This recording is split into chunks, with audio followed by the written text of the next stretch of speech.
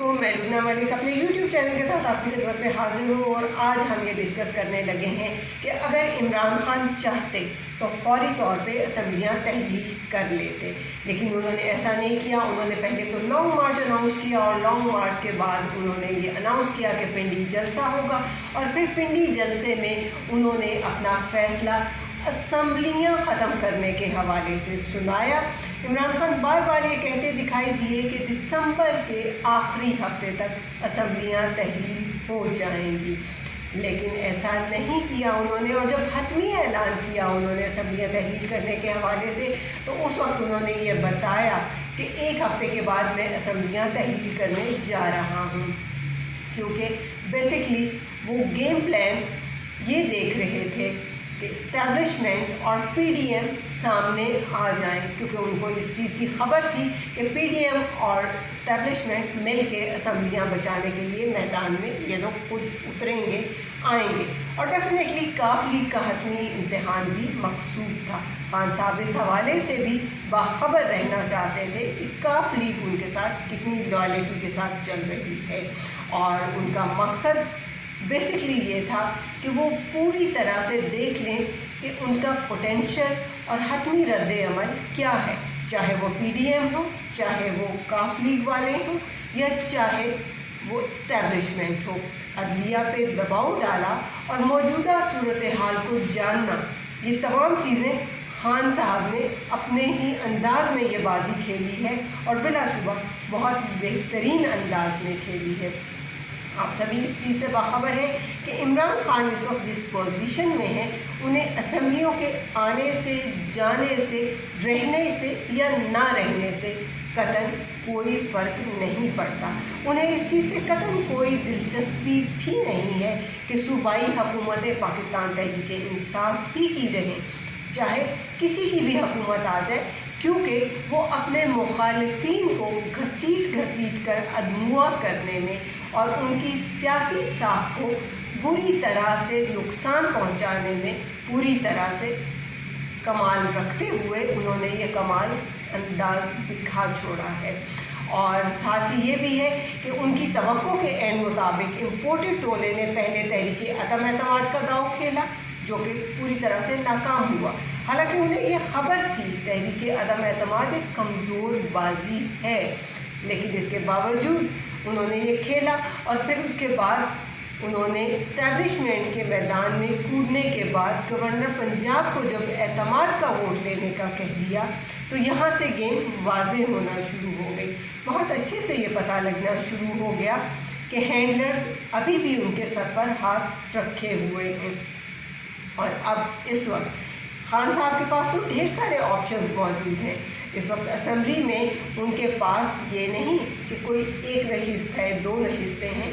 ان کے پاس بہت ساری نشستیں ہیں۔ اسمبلی میں اس وقت پی ڈی ایم کی 175 نشستیں، جبکہ تحریک انصاف کے پاس 178 نشستیں موجود ہیں۔ اس لحاظ سے بظاہر کاف لیگ کی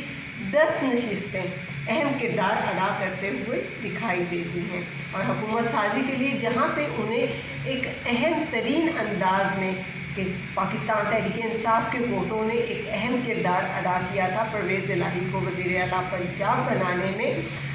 لیکن یہاں پر فلور کراسنگ کی زد میں پی ڈی ایم کے 15 ارکان بھی آتے ہیں جو اس وقت ووٹ نہیں ڈال پائیں گے۔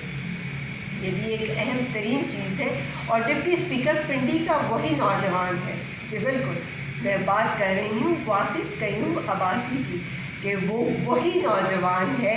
جس نے وفاداری نبھائی ہے اور دکھائی ہے کہ میں پاکستان تحریک انصاف کا کتنا وفادار ہوں، اور اس بار وہ پوری طرح سے سرپرائزز دینے کے موڈ میں نظر آ رہے ہیں اور سرپرائزز دینے کے لیے تیار ہیں۔ یہاں تک دیکھا جائے کہ نون لیگ کے ساتھ ساتھ کیا ہو رہا ہے، وہ ساری چیزیں اس وقت روزے روشن کی طرح آیا ہیں۔ کاف لیگ پی ڈی ایم کے ساتھ مل کر اس صورتحال میں بھی تحریک انصاف کا کچھ نہیں بگاڑ پا رہی،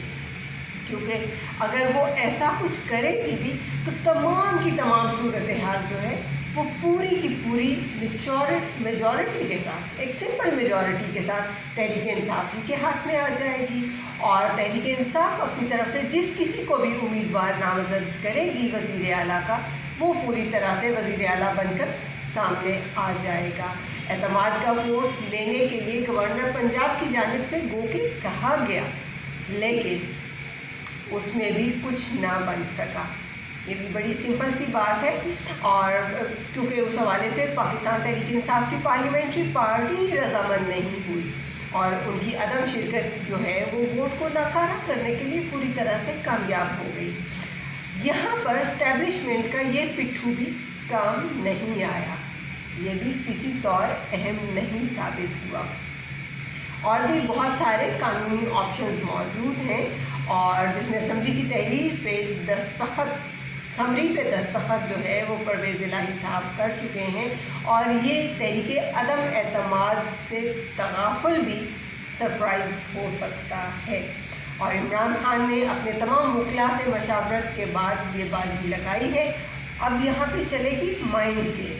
کیونکہ عمران خان اب کھیلیں گے اپنے ہی انداز سے، اور ان کا انداز آپ سبھی لوگ جانتے ہیں کہ وہ کس طرح کا ہوتا ہے اور کس طرح کا ہو سکتا ہے۔ اسٹیبلشمنٹ اور ان کے چمچوں کے پاس، سمپلی چمچے، ان کے پاس جو آخری پتے ہیں وہ اس وقت پوری طرح سے بکھرنے کا وقت ہے۔ عمران خان نے ان کو ایک بار پھر اپنے پسندیدہ میدان میں لا کر پٹکنے کا پوری طرح سے فیصلہ کر لیا ہے۔ اب بھی وہ سب مہروں کو ناکارہ کر رہے ہیں۔ عدلیہ دیکھنے میں بہت سارے مزے کی چیزیں آئیں گی کہ عدلیہ کیا کر رہی ہے۔ ماسٹر گیم کے ماسٹر نے، بالکل مائنڈ گیم کے ماسٹر نے اس وقت ایک اور انتہائی دلچسپ دنگل سجا لیا ہے، اور ان شارٹ یہ کہ یہ دنگل سجا کر خان صاحب نے پی ڈی ایم کے تمام اراکین کی نیندیں حرام کرنے کا فیصلہ کر لیا ہے۔ دیکھتے ہیں کہ اب مزید کیا ہونے لگا ہے، کیونکہ بہت کچھ مزے کا ہونے جا رہا ہے۔ عمران خان پائندہ باد، پاکستانی عوام زندہ باد۔